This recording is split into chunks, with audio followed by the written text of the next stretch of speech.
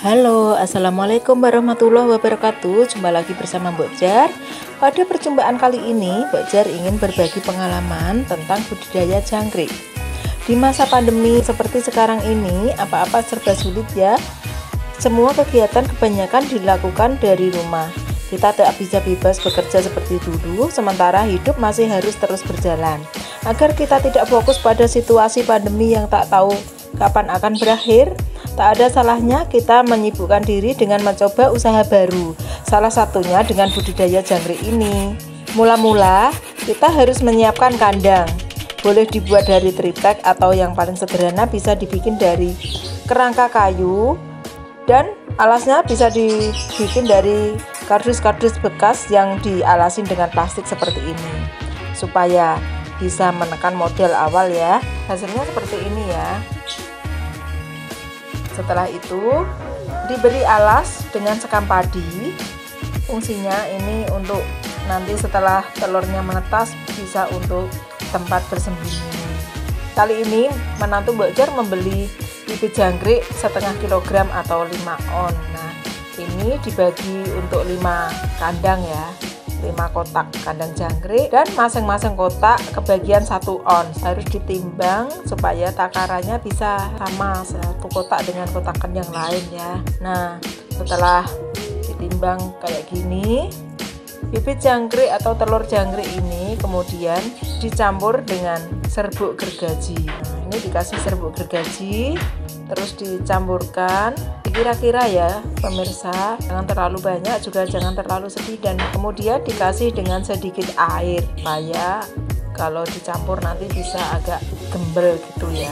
Nah, supaya bisa menyatu antara serbuk gergaji dengan telur jangkrik. Ini juga main kira-kira ya pemirsa, nggak boleh terlalu encer deh pokoknya. Nah, seperti ini contohnya, seperti adonan kue ya pemirsa. Nah, sekam padi dialasi dengan kain perca yang sudah tak terpakai.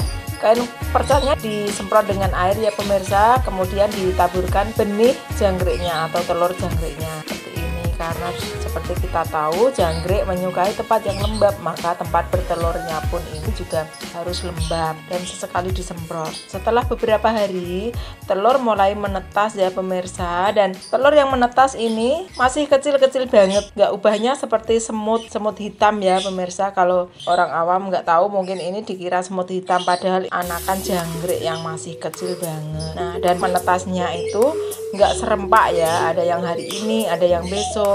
Dan untuk menunggu telur ini sampai menetas semua, sesekali masih harus disemprot dengan air sedikit-sedikit gitu ya, agar tetap lembab. Nah, awal-awal peternak jangkrik emang harus telaten ya pemirsa, makannya pun dari trembel seperti ini dan harus di blender dulu.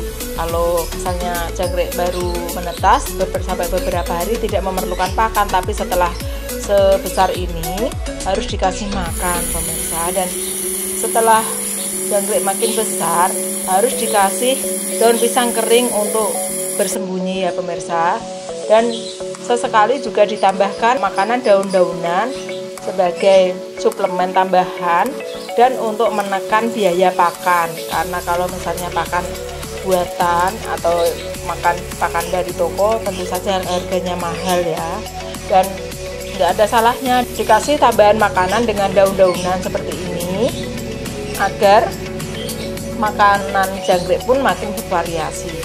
Nah, daun-daun apa saja yang bisa untuk dimakan jangkrik? Bisa saja ini seperti ini adalah daun lapis siam, daun ubi atau daun singkong, daun ubi jalar juga sangat suka. Terus ada lagi daun pisang yang masih muda. Untuk minumnya dipilih gedebok pisang atau pelepah pisang yang dikupas begitu, karena di dalamnya ini ada airnya, maka ini adalah cara ngasih kita minum jangkrik-jangkrik kita ya. Dan makin ke sini atau kalau semakin besar, daun pisang keringnya pun harus terus ditambah ya pemirsa. Dan ternyata Mbok Jar baru tahu kalau jangkrik ini pun bisa menggigit dan sakit banget, geli gitu rasanya. Nah, kalau sudah lihat jangkrik atau hewan ternak kita kayak gini, rasanya seneng banget, bisa jadi hiburan tersendiri deh. Hati itu senang banget lihat hewan piaraan kita. Apalagi keuntungan peternak jangkrik ini, selain kandangnya tidak begitu bau, tidak seperti kandang ayam atau kandang bebek yang bisa mengganggu lingkungan, peternak jangkrik ini sangat aman untuk lingkungan karena tidak menimbulkan bau ya. Dan cara merawatnya pun sangat mudah. Kita cuman memberi makan pagi dan sore serta menjelang malam. Kita mau tidur harus ditambah lagi pakannya ya pemirsa, karena jangkrik ini justru agresif makan bila di malam hari. Banyak banget ya. Dan fungsi dari daun pisang kering atau klaras ini, selain untuk tempat berlindung atau bersembunyi, daun pisang kering ini juga sebagai makanan sampingan juga oleh jangkrik. Artinya banyak lubang di daun-daun pisang ini karena dimakan jangkrik. Itu ya pemirsa. Dan kita tidak butuh waktu lama untuk menunggu masa panen, karena jangkrik ini kalau misalnya cuacanya lagi bagus, sebulan sampai 40 hari pun sudah bisa dipanen. Lumayan singkat ya pemirsa. Dan kebersihan kandang pun harus diperhatikan. Ini dikasih kelambu-kelambu biar nggak dimasukin tikus, karena di dalam kandang sini kan ada apa ya namanya, daun pisang kering itu, dan rentan dikhawatirkan itu malah dimasukin tikus untuk sarangnya. Maka dikasih kelambu-kelambu ini supaya jangkriknya pun tidak berterbaran ke luar ya. Yang perlu diingat, sesekali kita harus menyemprotkan air ya pemirsa, agar udaranya tetap lembab. Dan beruntung sekali di daerah Mbok Jar ini cuacanya tidak begitu terik, alias udaranya tuh agak sejuk begitu. Maklum di daerah pesisir udaranya itu agak sejuk, jadi pertumbuhan jangkrik di sini justru sangat cocok. Ini menantu Mbok Jar selalu menambahkan daun pisang kering untuk bersembunyi, dan makin kesini tumpukan daun pisang keringnya itu makin tinggi. Dan yang banget ini ukuran jangkriknya udah gede ya, kira-kira ini udah berumur 20 hari, dan makannya itu sangat boros pemirsa.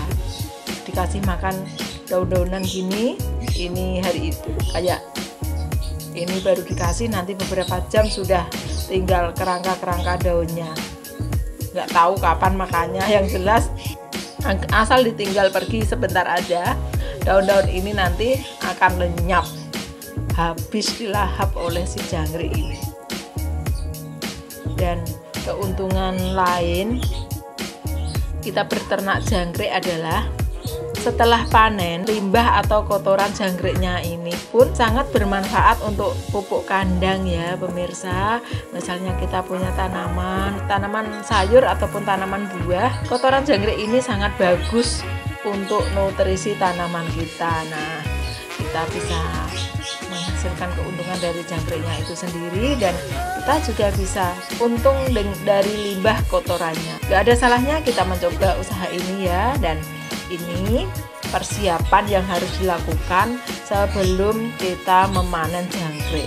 Kita harus menyiapkan kerat telur ya, nanti untuk sarang untuk menangkap jangkrik agar mudah dialihkan atau diwadahi ke tempat, ke sak-sak ya. Nah, dan uniknya lagi, ini ada beberapa jangkrik albino. Nah, bentuknya itu lucu banget ya pemirsa. Ini kalau Mbok Jar menyebutnya jangkrik bule karena warnanya itu putih, beda dengan yang lain. Dan ini suatu keajaiban atau keunikan tersendiri ya. Ternyata nggak cuma orang yang ada bulenya, tapi jangkrik pun ada yang berwarna putih atau bule. Lucu sekali deh pokoknya, seneng banget. Makanya kalau misalnya Mbak Jar habis jualan atau lagi capek pasti larinya ke kandang. Ini bisa juga untuk hiburan, karena di masa pandemi ini kita nggak bisa kemana-mana ya.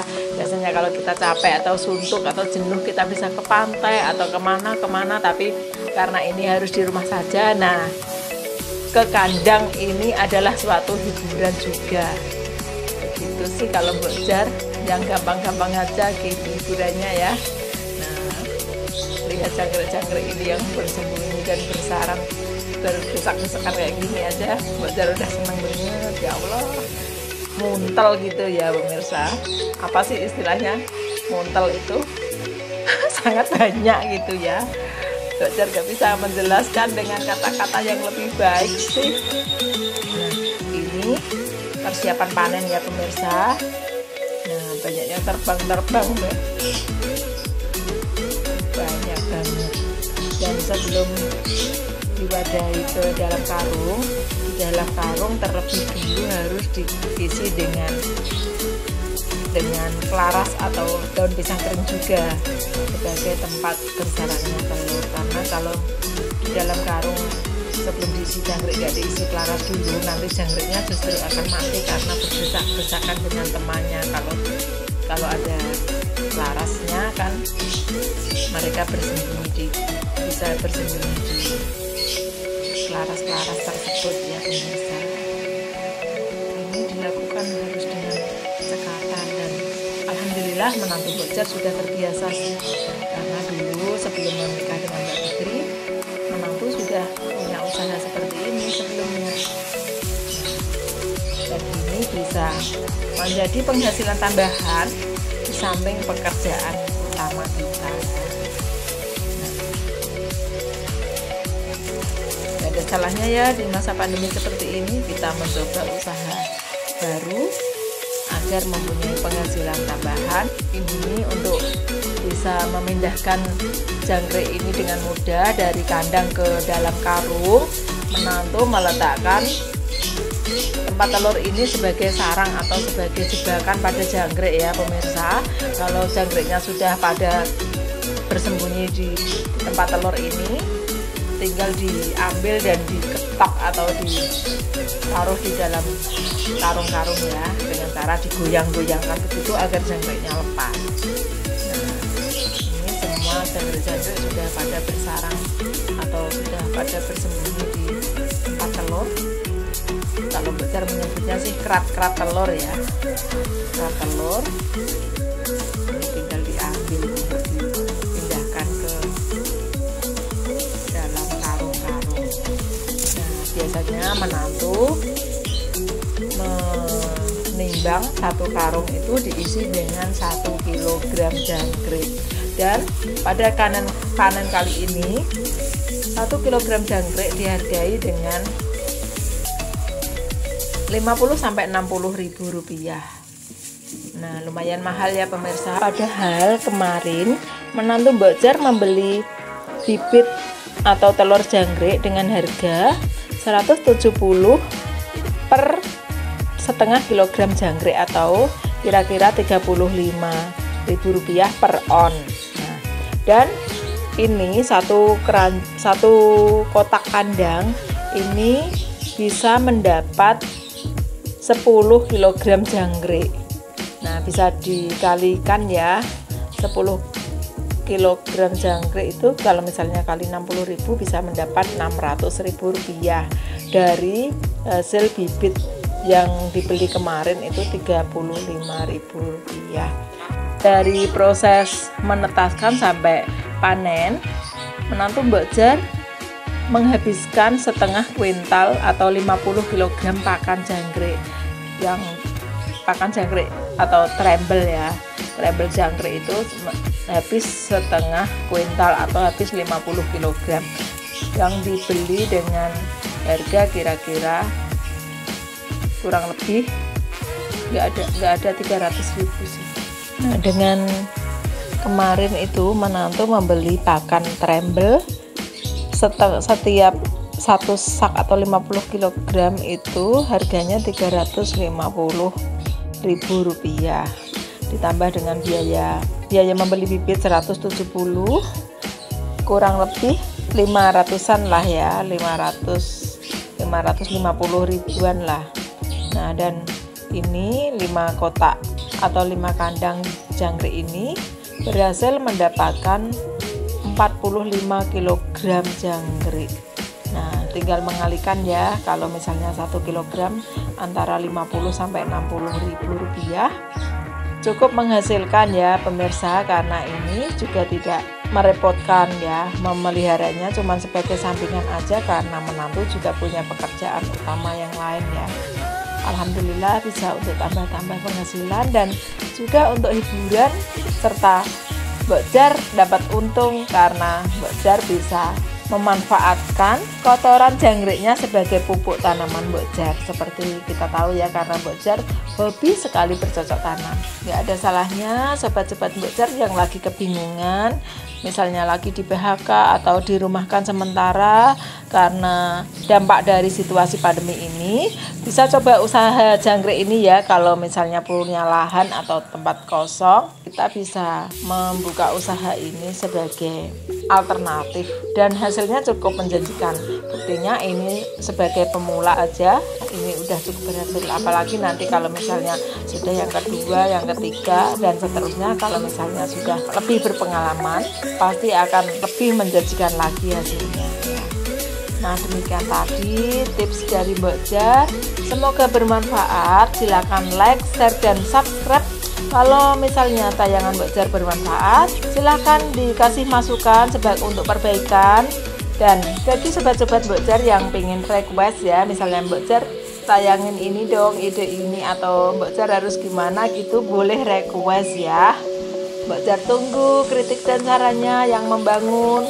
Terima kasih atas partisipasinya dan perhatiannya. Wassalamualaikum warahmatullahi wabarakatuh. Dadah.